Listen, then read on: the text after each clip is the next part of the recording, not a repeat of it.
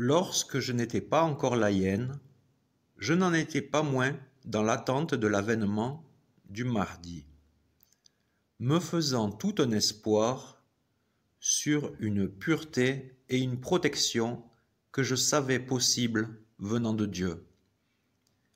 J'y tendais par tout mon être, en joignant à une pratique de la religion fervente un certain humanisme d'inspiration métaphysique.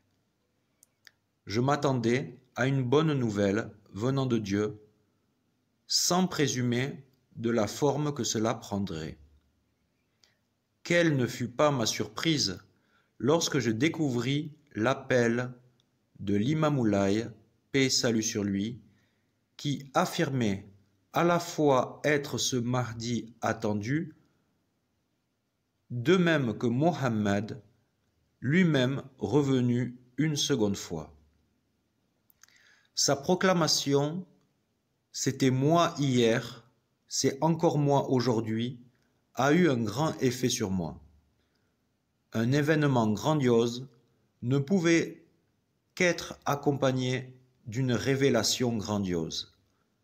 La meilleure créature, paix et salut sur lui, était revenue et l'ambition suprême de tout aspirant véridique, à savoir accéder au sublime grade de compagnon de l'élu, paix et salut sur lui, était alors une possibilité actuelle.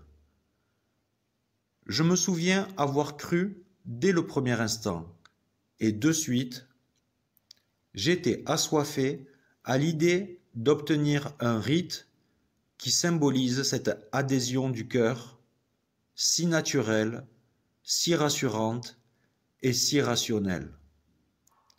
L'appel de l'imam Moulay, paix et salut sur lui, outre le fait qu'il soit véridique et appuyé par de nombreux miracles que seul Dieu a le pouvoir de réaliser, fournit une explication satisfaisante à l'ensemble des mystères divins.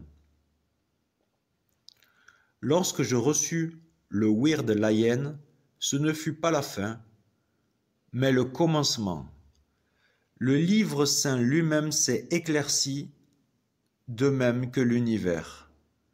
Aujourd'hui, je peux dire qu'il n'y a de réalité que la réalité divine, et que l'imam Moulay, paix et salut sur lui, est le messager de la réalité divine.